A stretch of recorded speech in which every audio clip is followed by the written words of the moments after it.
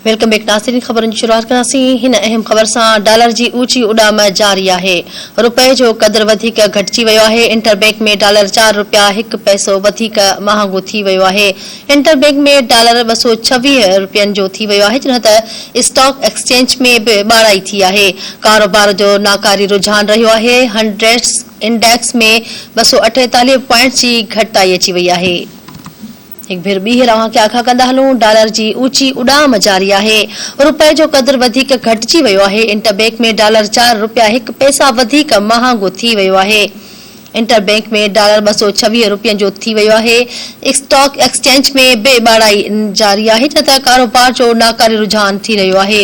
100 index में 248 point जी घटिताई अची वई आहे।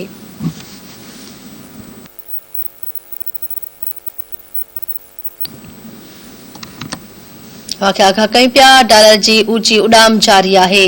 रुपए जो क़दुरु वधीक घटिजी वियो आहे। इंटरबैंक में डॉलर 4 रुपया 1 पैसा वधीक महांगो थी वियो आहे।